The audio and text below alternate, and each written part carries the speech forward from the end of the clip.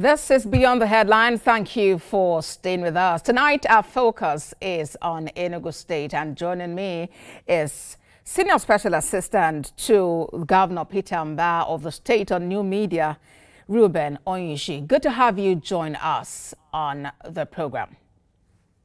Thank you very much. Now, Mr. Onyechi, as of 2022, Enugu State ranked second as the southeast state with the highest number of out-of-school children. What is the Peter Mbah administration doing to reverse the trend? Well, what Mbah has done to the trend is quite humongous, in the sense that if you look at the budget of Enugu State, it is 33%, above 33% is devoted to education. And that tells you what the government is minded to do in terms of, raising, taking the children out of the street and guaranteeing that the out-of-school children is actually reduced to the barest minimum, to even 0%, quite above the SDG goals. So what we did is that the Mbah administration embarked on the smart schools, building of 260 smart schools in the 260 wards of the state.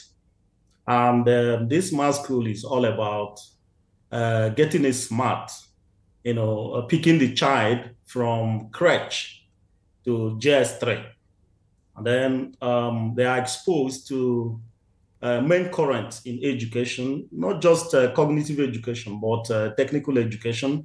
They are exposed to AI, robotics, mechatronics, augmented reality, virtual reality, in addition to other things.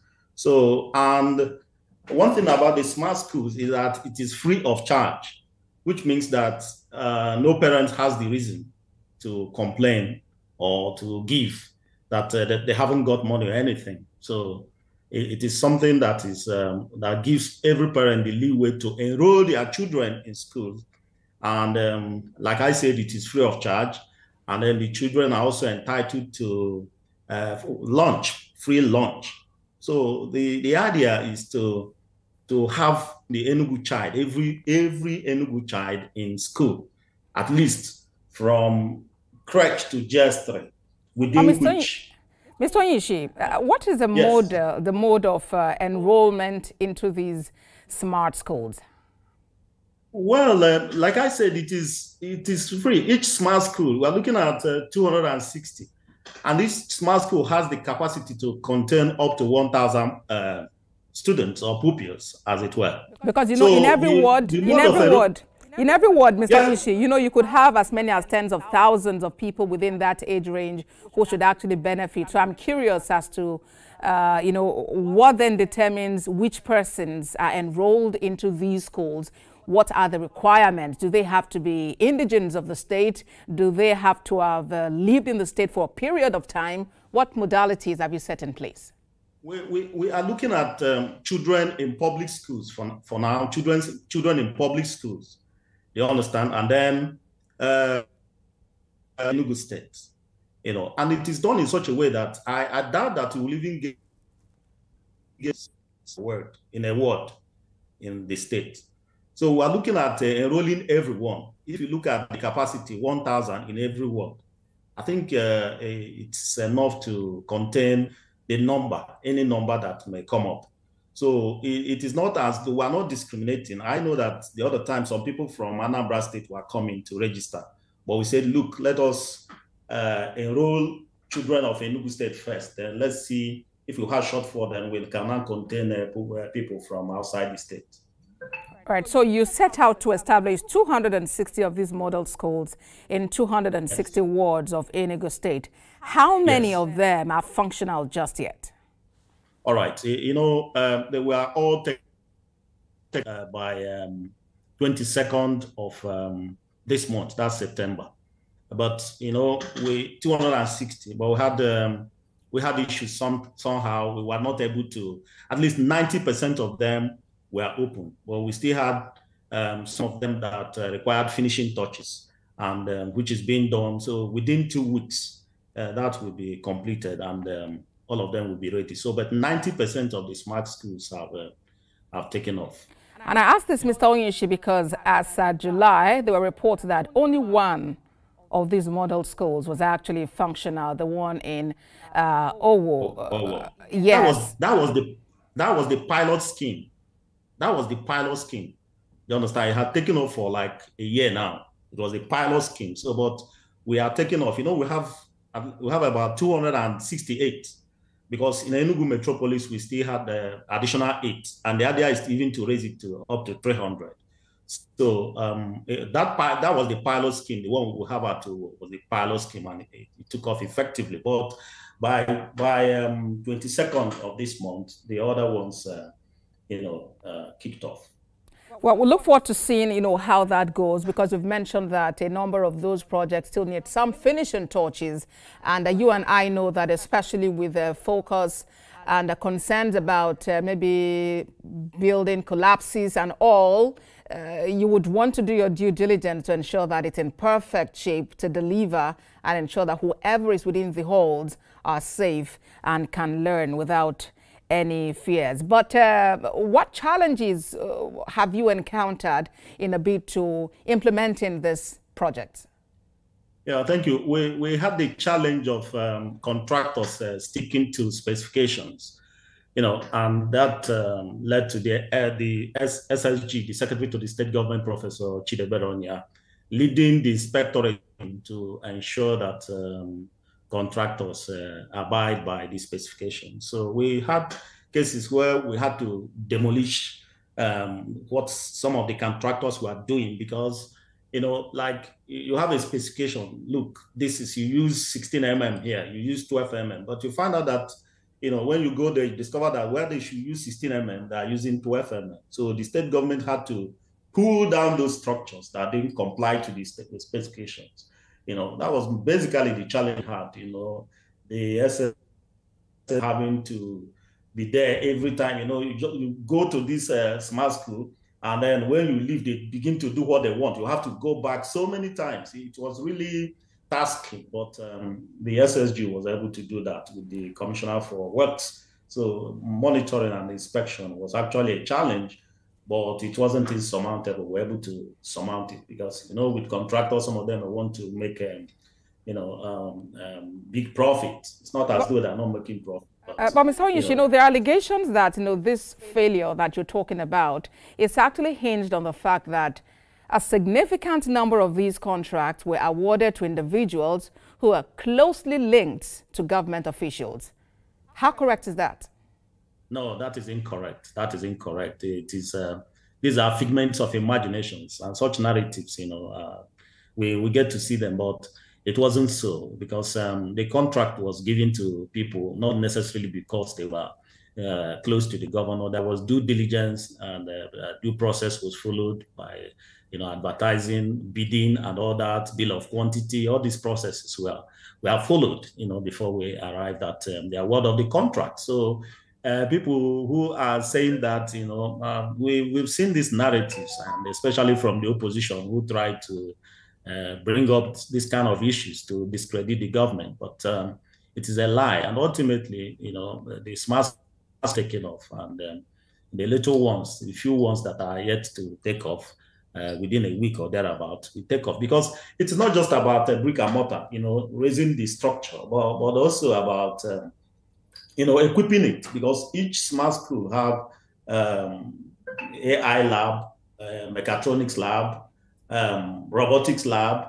Then every child have a tablet, they understand, for them, and it is all free of charge. Even the uniform they use is free of charge. So equipping it is quite another. All right. So for those facilities now that had to be demolished because they didn't meet up to the standard set out by the state government, what are you doing to, not just discontinue your contract with the contractor, but to actually perhaps prosecute the contractor? Because definitely taxpayers' money have gone in. Or is the contractor refunding the state government? What's going on? No, the demolition was at the contractor's cost. Take, for instance, the one that happened at Enugu. So we had to pull it down because the contractor did a shoddy job. All right, so we had to pull it down. So did the contractor refund the state government? Sorry? So did the contractor refund the state government for money already expended? Well, it wasn't even a case of refunding. You understand? Because if someone has learned their lessons and then they bear the cost and continue, and you monitor and ensure that the right thing is done. I think that's how it is. So it is at the cost of the contractor. And that was why we had to pull it down, because we discovered that he was doing a shoddy job. So it was at its own cost. All right, let's talk about maintenance, because this is one culture that a number of people, corporations, organizations, don't do too well at. What is the state government doing to ensure that by the time these facilities are on board and working, 5-10 years from now, we are able to maintain the same standard and quality? Well, you see, that is one thing that the Mba administration is doing by, building institutions, you understand, and then migrating the MDAs to e-platforms, so that there will be a kind of seamless flow of activities. Because when the government is no longer there, then, but if you have these things on e-platform and build institutions, they will run seamlessly with minimal human interference as such. So when we are talking about sustainability, we are looking at, it even begins with ownership on the part of the communities for whom these projects are built.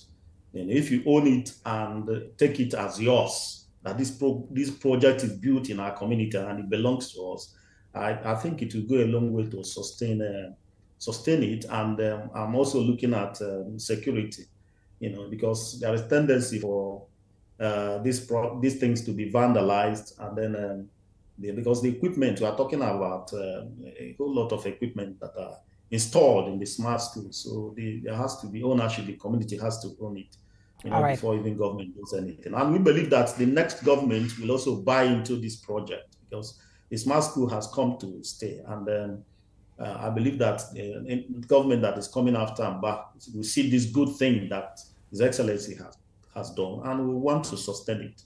Mr. Onyechi, let's talk about healthcare. Enugu State Government, we understand, plans to also construct some 260 Type 2 primary healthcare centers. Where is the state government on this?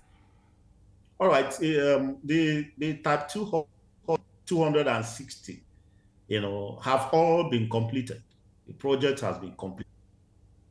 In the process of equipment and recruitment of staff, the state government recently advertised for health workers in those hospitals. So it is something that has been done. It has been achieved.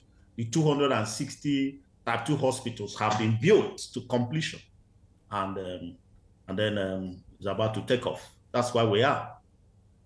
All right, then. So we hope that, these centers would, you said it's at the equipping stage, that all of the necessary equipment is there, and that you're able to get the best hands to attend to people, and that the residents of Enugu State are able to benefit fully from this. But let's quickly shift focus now to transportation. In the wake of the removal of subsidy on petrol, we know that the state government launched a project regarding CNG buses. How is this faring? Well, I had wanted to say that I omitted, sorry, let me just take us back a little bit to the heads, because we are also building a Enugu International Hospital, which the idea behind it is to kind of have a place where all manner of ailments are treated, so that medical tourism will be a thing of the past.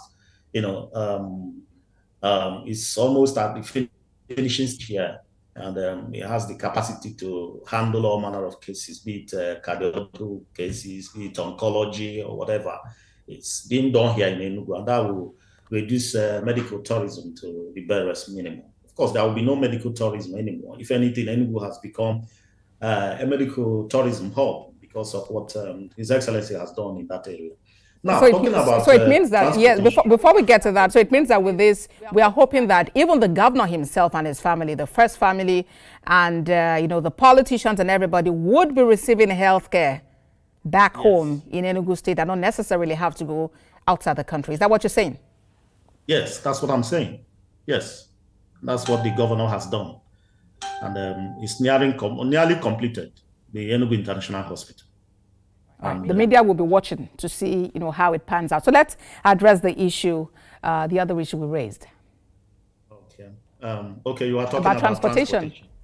Yes, you know, the interchange terminals have been built in the urban areas in Enugu. We have Enugu South, Enugu North, Enugu East, and Nsukka.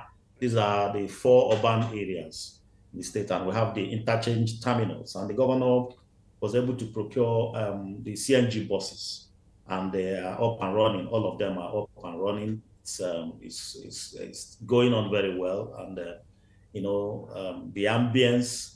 You know, when you enter the CNG bus, you get relaxed. There is also provision for Wi-Fi and all that, and you get it at affordable rates. You know, the idea is to reduce transport costs, you know, in Enugu State, and so that because, you know, with the removal of fuel subsidy, you know, the transportation costs skyrocketed. But with this kind of development, the people of Enugu are having a new lease of life, you know, following His Excellency's introduction of the terminals and the CNG buses.